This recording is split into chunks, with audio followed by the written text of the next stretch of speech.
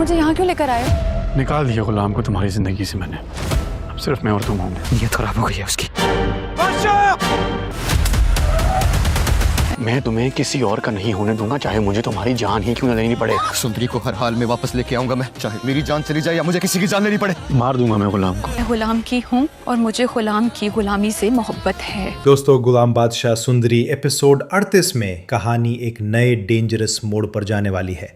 बादशाह सुंदरी और गुलाम को कुर्बान अली की कैद से आज़ाद तो करवा लेता है, लेकिन यहाँ बादशाह अपनी असल चाल चल देता है।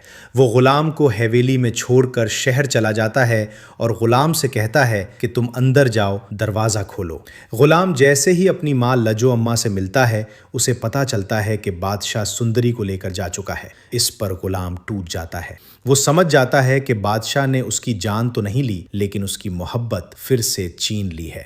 गुलाम लजो अम्मा से कहता है कि अम्मा, बादशाह ने मुझे धोखा दिया है, मैं सुंदरी को वापस ला कर रहूंगा।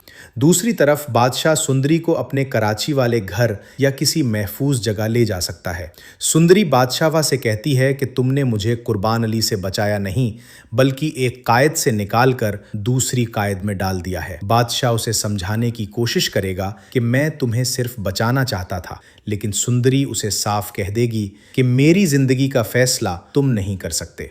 उधर बादशाह अपने सूसर कुर्बान अली को कैद कर देता है। कुर्बान अली इस बेइज्जती का बदला लेने की कसम खाएगा और मुर्गे के जरिए बादशाह पर नया प्रेशर डालेगा। अब एपिसोड 38 का सबसे बड़ा ट्विस्ट ये हो सकता है कि गुलाम सुंदरी को ढूंढते हुए बादशाह के ठिकाने तक पहुंच जाएगा और इस बार गुलाम बादशाह से दोस्ती या रिश्ते की बात नहीं करेगा, बल्कि सीधा कहेगा कि सुंदरी मेरी मोहब्बत है और तुमने मुझे धोखा दिया है। दोस्तों, आपको क्या लगता है? क्या सुंदरी बादशाह के साथ रुकेगी या गुलाम दोबारा उसे वापस ले जाएगा? अपनी राय कमेंट सेक्शन में जरूर दें। ये वीडियो सिर्फ ड्रामा रिव्यू, प्रेडिक्शन और एंटरटेनमेंट के लिए है।